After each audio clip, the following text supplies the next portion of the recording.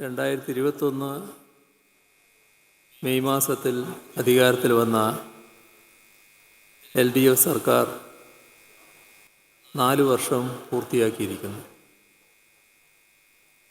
ആ 4ാം വാർഷിക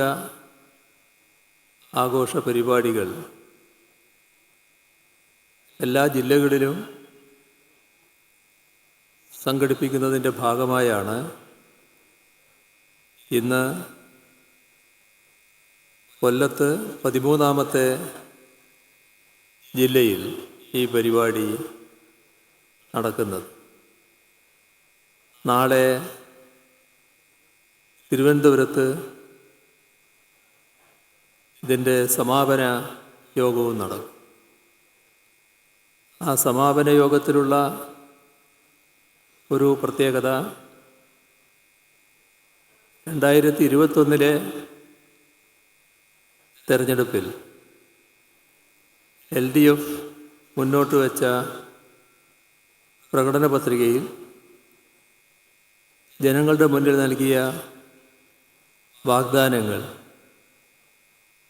എത്ര കണ്ട് നടപ്പാക്കിയെന്ന് പ്രതിപാദിക്കുന്ന പ്രോഗ്രസ് റിപ്പോർട്ട് നാളെ ആ സമാപന റാലിയിൽ അവതരിപ്പിക്കും. ഈ പ്രോഗ്രസ് റിപ്പോർട്ട് കഴിഞ്ഞ 9 വർഷമായി കേരളത്തിൽ അവതരിപ്പിച്ചുകൊണ്ടിരിക്കുകയാണ് എന്നത് എല്ലാവർക്കും അറിയാം. കാരണം 2021 ഗവൺമെൻറ്റിൻ്റെ 4ാം വാർഷികമാണെങ്കിലും 2021 അധികാരത്തിൽ വന്ന ഗവൺമെൻറ് 2016 അധികാരത്തിലേറിയ LDF ഗവൺമെൻറ്റിൻ്റെ തുടർച്ച എന്ന നിലക്ക് 2021 തെരഞ്ഞെടുപ്പിൽ കേരളത്തിലെ ജനങ്ങൾ തുടർഭരണം LDFന് സമ്മാനിച്ചതിൻ്റെ ഭാഗമായാണ് 2021 വീണ്ടും LDF തിരഞ്ഞെടുക്കപ്പെടുന്നത്. അങ്ങനെ നോക്കിയാൽ LDF ഗവൺമെൻറ്റിൻ്റെ 9 വർഷത്തെ കാലയളവ് പൂർത്തിയായി 10ാമത്തെ വർഷത്തിലേക്ക് കടന്നിരിക്കുന്നു. ഈ 9 വർഷക്കാലം 2017 തൊട്ട് 8 വർഷവും അതത് ഘട്ടത്തിലുള്ള പ്രോഗ്രസ് റിപ്പോർട്ട് ജനസമക്ഷം അവതരിപ്പിച്ചിരുന്നുവെന്ന് എല്ലാവർക്കും അറിയാവുന്നതാണ്. 2021 ആയപ്പോൾ അന്നത്തെ LDF സർക്കാരിൻ്റെ പ്രകടന പത്രികയിൽ പറഞ്ഞ 600 വാഗ്ദാനങ്ങളിൽ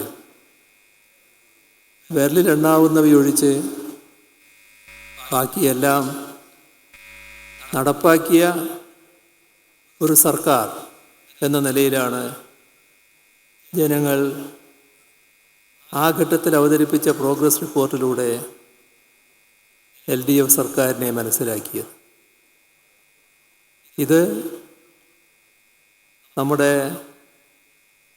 രാജ്യത്തിൻ്റെ തന്നെ വേറിട്ടൊരു അനുഭവമാണ്. പാർലമെൻ്ററി ജനാധിപത്യം നിലനിൽക്കുന്ന എവിടെയെങ്കിലും ഇത്തരമൊരു രീതി തെരഞ്ഞെടുപ്പിൽ പ്രഖ്യാപിച്ച കാര്യങ്ങൾ എത്ര കണ്ട് നടപ്പായി എന്ന് ഓരോ വർഷവും ജനങ്ങളോട് പറയുന്ന രീതി എവിടെയും കാണാനില്ല. നമ്മുടെ രാജ്യത്തെവിടെയുമില്ല, ലോകത്ത് എവിടെയെങ്കിലും ഉള്ളതായി നമ്മുടെ അറിവിലുമില്ല. അപ്പോൾ തീർത്തും പുതിയൊരു രീതി LDF ഇവിടെ സ്വീകരിക്കാനുണ്ടായത്. ഇതിന് കാരണം ജനങ്ങൾക്ക് നൽകുന്ന വാഗ്ദാനങ്ങൾ നടപ്പാക്കാനുള്ളവയാണ് എന്ന ബോധ്യം തന്നെയാണ്. നാടിനോടും ജനങ്ങളോടും പ്രതിബദ്ധതയുള്ള ഒരു മുന്നണിക്കും സർക്കാരിനും മാത്രമേ ഈ രീതിയിൽ കാര്യങ്ങൾ നിർവഹിക്കാനാവും. ഇവിടെ സാധാരണഗതിയിൽ നാം ആലോചിച്ചു പോവുക 2016 കേരളത്തിൻ്റെ അവസ്ഥയാണ്. 2016 കേരളം എല്ലാ തലങ്ങളിലും വലിയ തകർച്ച നേരിട്ട ഒരു സംസ്ഥാനമായിരുന്നു. നാം വലിയ തോതിൽ നേട്ടങ്ങളുണ്ടാക്കിയ മേഖലകളിലടക്കം വൻ തകർച്ച നമ്മുടെ നാട്ടിൽ സംഭവിച്ചിരുന്നു. അതിനിടയാക്കിയത്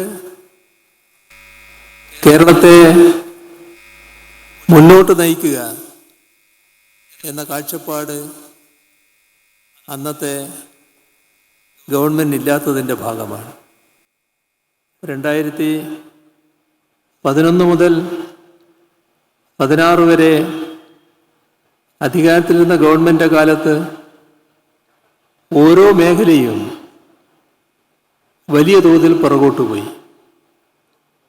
ഇപ്പോൾ നവോത്ഥാന കാലം മുതൽക്ക് കേരളം വിദ്യാഭ്യാസ രംഗത്ത് വലിയ താല്പര്യവും ഇടപെടലുമാണ് നടത്തിയിട്ടുള്ളത്. അതിൻ്റെ ഭാഗമായി നല്ല യശസ്സുറ്റ വിദ്യാഭ്യാസ രംഗം നമുക്കുണ്ടായിരുന്നു. നവോത്ഥാന കാലഘട്ടത്തെ തുടർന്ന് വിദ്യാഭ്യാസ മേഖലയിൽ വന്ന മാറ്റം 1956 കേരള സംസ്ഥാനം രൂപം കൊണ്ട് ഇന്ന് കാണുന്ന കേരളത്തിൽ 1957 നിയമസഭയിലേക്കുള്ള ആദ്യ തെരഞ്ഞെടുപ്പ് നടക്കുന്നത്. ആ തെരഞ്ഞെടുപ്പിൽ VMS നേതൃത്വത്തിലുള്ള ഗവൺമെൻറ്റിനെയാണ് ജനങ്ങൾ അധികാരത്തിലേറ്റിയത്. കമ്മ്യൂണിസ്റ്റ് പാർട്ടിയെ അധികാരത്തിലേറ്റി. ആ ഗവൺമെൻറ് കേരളത്തിൻ്റെ വികസനത്തിന് ശക്തമായി അടിത്തറയാനിട്ടത്.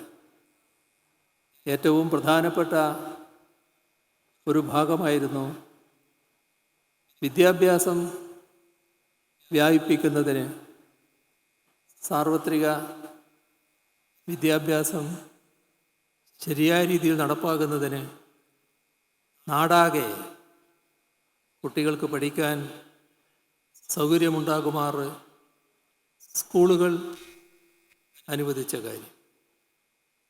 അതിനെ തുടർന്ന് കേരളം വിദ്യാഭ്യാസ മേഖലയെ ശക്തിപ്പെടുത്തുന്ന ഇടപെടലുകളാണ് നടത്തിയിട്ടുള്ളത്. പക്ഷേ 2016 ആയപ്പോൾ നമ്മുടെ പൊതുവിദ്യാഭ്യാസ രംഗം വല്ലാതെ തകർന്നുപോയി.